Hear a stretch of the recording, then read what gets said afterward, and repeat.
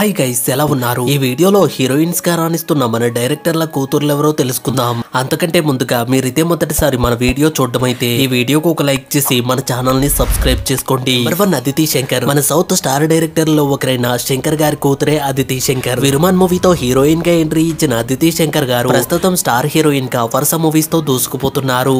Number 2 Sai Manjrekar. Sai Manjrekar గారు 2022 లో release అయిన గని మూవీతో మన టాలీవుడ్ కి ఎంట్రీ ఇచ్చారు. ఆ తర్వాత మేజర్ మూవీతో బ్లాక్ బస్టర్ హిట్ ని సొంతం చేసుకుని తనకంటూ మంచి గుర్తింపు తెచ్చుకున్నారు సాయి మంజ్రేకర్ గారు. అయితే సాయి మంజ్రేకర్ గారు మరెవరో కాదు, మన టాలీవుడ్ లో చాలా మూవీస్ లో నటించిన యాక్టర్ అలాగే డైరెక్టర్ అయిన మహేష్ మంజ్రేకర్ గారి కూతురే. అయితే సాయి మంజ్రేకర్ గారు ప్రస్తుతం ఇటు తెలుగులో అటు హిందీలో వరుస మూవీస్ తో దూసుకుపోతున్నారు. నెంబర్ 3 శృతి హాసన్ గారు. శృతి హాసన్ గారు అనగనగా ఓ ధీరుడు మూవీతో మన టాలీవుడ్ కి ఎంట్రీ ఇచ్చి తక్కువ టైంలోనే స్టార్ హీరోయిన్ గా ఎదిగారు. అయితే శృతి హాసన్ గారు యాక్టర్ అలాగే డైరెక్టర్ అయిన కమల్ హాసన్ గారి కూతురు అనే విషయం అందరికీ తెలిసింది. అయితే ప్రస్తుతం శృతి హాసన్ గారు తెలుగు తమిళ మూవీస్ లో స్టార్ హీరోయిన్ గా రాణిస్తున్నారు. నెంబర్ 4 కళ్యాణి ప్రియదర్శన్. కళ్యాణి ప్రియదర్శన్ గారు 2017 లో రిలీజ్ అయిన హెలో మూవీతో మన టాలీవుడ్ కి హీరోయిన్ గా ఎంట్రీ ఇచ్చారు. ఈ మూవీ బాక్సాఫీస్ వద్ద నిరాశపరిచినప్పటికీ కూడా తన నటనకు మంచి మార్కులే పడ్డాయి. ఈ మూవీ తర్వాత చిత్రలహరి, రణరంగం వంటి మూవీస్ తో తనకంటూ మంచి గుర్తింపు తెచ్చుకున్నారు.